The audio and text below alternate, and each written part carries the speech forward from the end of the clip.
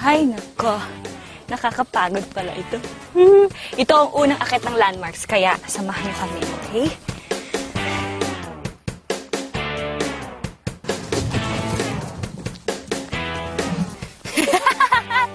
Wala ba tigil ta? Non-stop. May nadaanan pa kaming paggawaan ng uling. Dito na rin kami nagpahinga ng sandali. Isa ang pag-uuling sa ikinabubuhay ng mga mamamayan dito. Nagpapahinga kami ngayon. Nakakapagod pala. Grabe yung pawis ko. Mababurn lahat ng fats ko dito. Oh my gosh. Sorry lang po.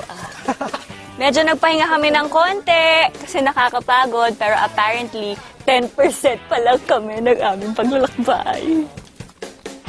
Halika na. Woo! Ay, nakakauhaw naman. Wish ko, sana may madaanan kaming tindahan. Napansin namin sa daan ng ilang piraso ng kawayan na naputol na at handa na nilang ibaba para naman magamit na at makagawa pa ng maraming bamboo products. Di nga ba't napasyalan natin kanina yung paggawaan ng mga silya at mesang kawayan? Tumatarik na.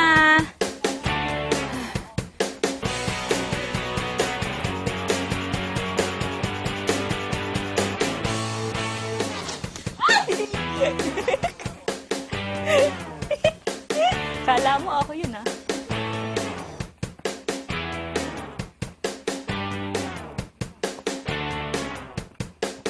Ay, talagang pagod na kami. Kaya pahinga muna sandali. Pero lalo daw kaming makakaramdam ng pagod kung lagi kaming magpapahinga. Kaya, Tuloy!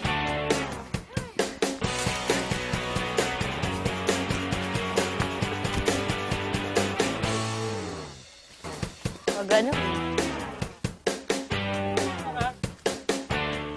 naku, ilang araw pa kaya kami maglalakad at aakyat? Mukhang bibigay na ang mga paa namin.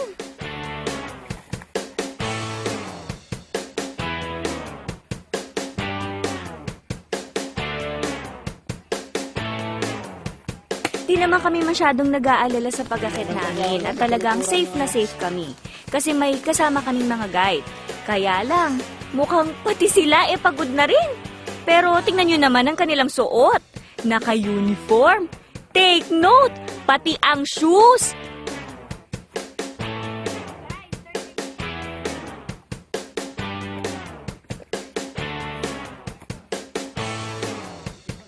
Habang tumatagal, naku, ramdam na namin. Tumatarik na ang aming nilalakaran. Yes! May pata! Oops! Kala nyo, summit na, no? Hindi pa. Nagpahinga lang kami kasi yung ibang kasama namin naiwan. Antayin lang namin. Pero ang view dito ay maganda na. Kita na ang ibang part ng Laguna Lake.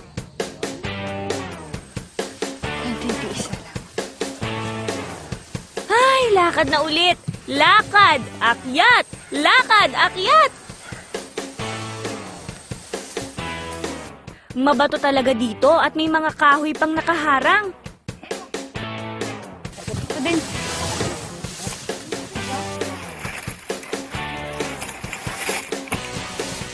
Sabi nga ng mga nakarating na doon sa tuktok ng Mount Tagapo, talaga daw masusubukan ng lakas mo dito. Pati yung perseverance mo at physical stamina. At talaga namang na-experience ko na pagod na talaga ako. Parang di ko na kaya. Pero pagka narating mo naman daw yung tuktok, bawi na rin kasi ang sarap-sarap naman ang feeling na nandun ka sa tuktok ng bundok na yun. Ayun oh, lalo tuloy ako na-excite kahit pagod na ako. Tara na. Ang tataas ng mga kugo na talahib dito. Mataas pa sa amin. Masakit sa balat pag naidikit. At todo ingat din kami, baka matusok ang mga mata namin.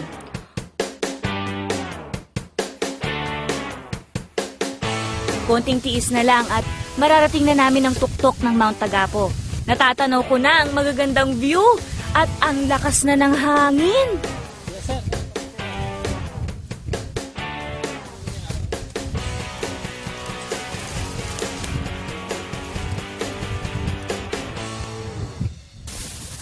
Yay! Nandito na kami sa taas. Naku, nakakapagod. Almost 2.5 hours kaming naglakbay papunta dito sa taas. Sobrang nakakapagod na.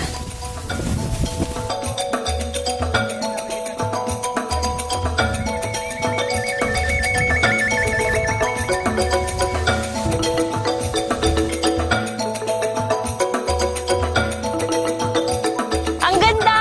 Tingnan nyo! Kitang-kita kabuuan ng Laguna Lake. Pati na rin yung Binangonan at ang makakarating nitong bayan. Grabe, first time ko to! Woo!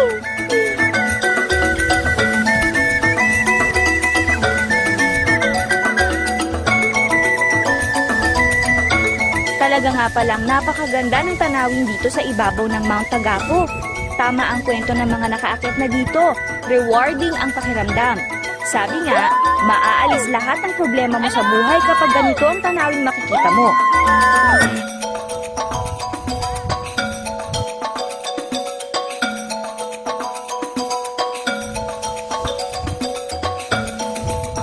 Hindi daw makukumpleto ang pamamasyal mo sa bayan ng Binangonan kung hindi ka makakarating sa Isla ng Talim.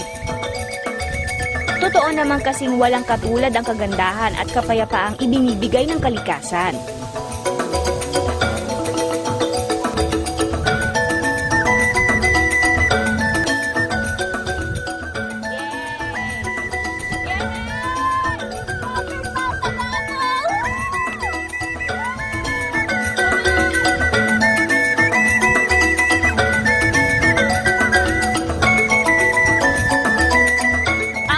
Bunduking tanawin ng Sierra Madre, ang malawak na lawa ng Laguna de Bay, ang makapigil hiningang mga tanawin, ang simple at masayang buhay ng mga mamamayan, ang mga mayayamang kaugaliang ibinuhay at nilinang sa loob ng napakahabang panahon.